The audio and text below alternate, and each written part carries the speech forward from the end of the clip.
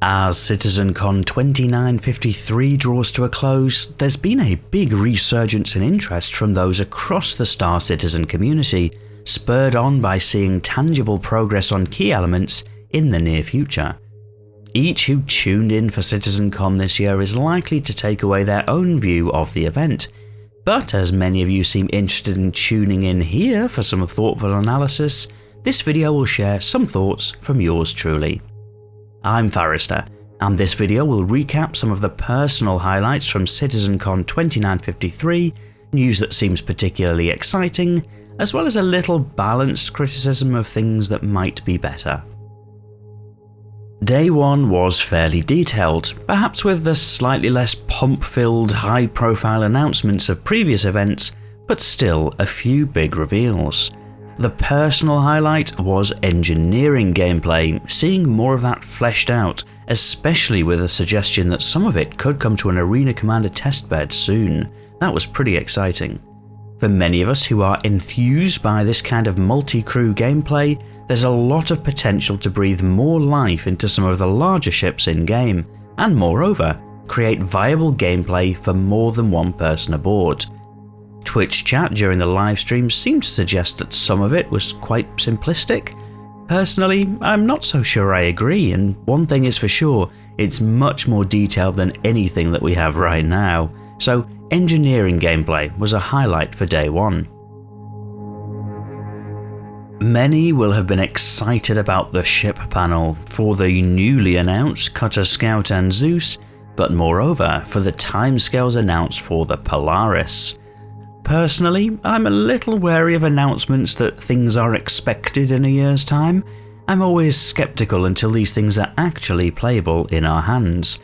That said, the ramp up of some of the big ship items will be welcome news for many, not least Polaris enthusiasts, of which there are many. That was dovetailed with the announcement that the Idris variants would become available for players upon release of Squadron 42, which subsequently wasn't given a release date. And for those like me who fell in love with the Javelin, well, it's longer to wait as there's still a big unknown about how modularity might work, but that is what it is. The honesty about delays was also extended to the Banu Merchantman, with a reluctant admittal that to do it right will take longer than some might prefer. There was a lot of other stuff shown in Day 1, which was all very welcome. Things like server meshing and the replication layer with an interactive demo, things like an overhauled user interface including a star map, things like Vulcan, lighting, Maelstrom physics destruction, and even little hints to things like data running and updated scanner gameplay. But the other elements were my key Day 1 highlights. For Day 2, the standout presentation was Taking Flight, reflecting significant updates to flight mechanics, both zero gravity but also in atmospheric flight. This is where some of the more nuanced gameplay around master modes and improved quantum travel, including quantum boosting for short hops, came to feature. That's particularly exciting to improve the quality of flight in the game and giving more flesh to the bones for both fight and flight mechanics. Also interesting was some updates to weapons operation, which aims to add more nuance to combat engagements, somewhat bridging the gap between fighting styles for PvP and PvE fights.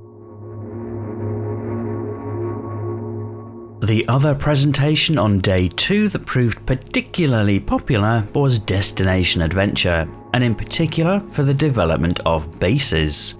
The presentation started out talking about distribution centres, pretty swish looking planetary landing zones with reputation based stuff to do, as well as raids for naughty players. That naturally led to cargo hauling developments and freight elevators and hangars, which for me all look pretty cool. But it was the section on land claims that got the biggest cheer, sharing more about how players can build their own base amongst the stars. Habitation, resource harvesting, defences, fabrication, lots discussed. However, as exciting as all of this might sound, this probably felt like the session that was furthest away, with the renderings shown all being concept art or cinematics, leading me to feel a little skeptical as to whether any of this might be likely in the year ahead. The slide said development starts in Q1 2024, so a 2024 release seems like a stretch perhaps. But finally, holding the line was the Squadron 42 update. The headline is that Squadron 42 is feature complete, meaning the next work is all about making it more playable, improving the user experience, etc. After that, it'll be polish, optimization, and stability work. So that means that Squadron 42 is near enough to be able to show some cool stuff, but far enough that the team didn't want to put a date on it just yet. But the good news for many Star Citizen players is that many of the features developed for Squadron 42 are expected to make their way to the PU over the next 12 months or so. That's especially good news because the resource allocated to Squadron caused a little consternation amongst backers this year, so getting some of that back to the PU as tangible gameplay will be positive for many. Out with that, the gameplay we saw for Squadron 42 actually looked really cool, such that many people might be looking forward to experiencing the interactive story.